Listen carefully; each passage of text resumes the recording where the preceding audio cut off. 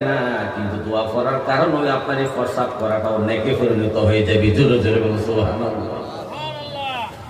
আপনার প্রস্রাব খানা থেকে যখন বাইর হইবেন, ডান পা দিয়ে বাইর হইবেন, ডান পা দিয়ে প্রস্রাব খানাতে বাইর হইয়াই দোয়া করবেন। এখানেও আপনার দোয়া আছে, মসজিদে ঢুকতে সময় আপনার দোয়া আছে, বাইর হইতে সময় দোয়া আছে, আপনার ঘরে ঢুকবেন, ঢুকার সময় দোয়া আছে, বাইর হইতে আপনার দোয়া আছে।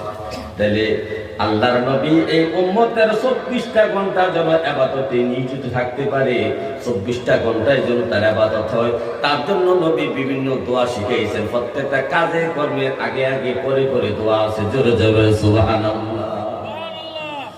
আপনার এই জিন্দেগির হিসাব নেওয়া হবে। এই যে আমরা জন্ম থেকে মৃত্যু পর্যন্ত কি করলাম, এই বিষয়ের উপর হাসরের মাঠে আল্লাহ 5টা প্রশ্ন করবেন। কটা? 5টা প্রশ্ন করবেন।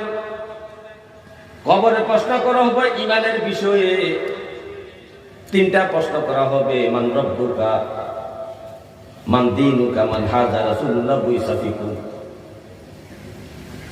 এই 3টা প্রশ্নের খবর তামাম পৃথিবীর মুসলমান জানে, কিন্তু হাসরের মাঠে আল্লাহ 5টা প্রশ্ন করবে, স্বয়ং আল্লাহ এই খবর মুসলমান জানে না। এই খবর কবরে প্রশ্ন করবে ফেরেশতা, হাসরের মাঠে প্রশ্ন করবে স্বয়ং আল্লাহ।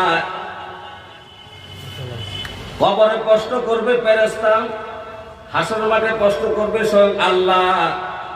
আল্লাহর প্রশ্নের গুরুত্ব বেশি, ফেরেশতার প্রশ্ন হচ্ছে আল্লাহর প্রশ্নের গুরুত্ব বেশি। কারণ বড় অফিসারে যদি আপনাকে যদি ইন্টারভিউ নেয়, তাহলে আপনার শরীরে কাঁপাকাঁপি শুরু হয়। তখন আপনার সাথে যারা চলাফেরা করে এমন ব্যক্তি যদি আপনাকে প্রশ্ন করে, আপনার ভয় তেমন লাগে? তাহলে হাসরের প্রশ্নগুলা ভয়ঙ্কর প্রশ্ন।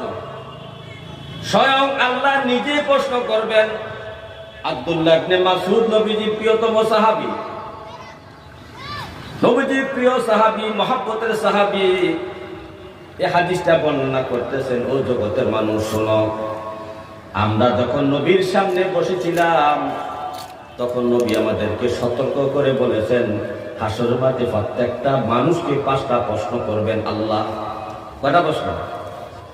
5টা প্রশ্ন করবেন। হাত্তা ইউসালা আন খামসিন, 5টা প্রশ্ন ছাড়া কোনো মানুষকে ছাড়া হবে না। ধনী গরিব নারী পুরুষ সবাইকে 5টা প্রশ্ন করা হবে। 1 নাম্বার প্রশ্ন নবীজি বলেছেন, আন উমুরিহি ফিমা আফনাউ, তোমার 60 থেকে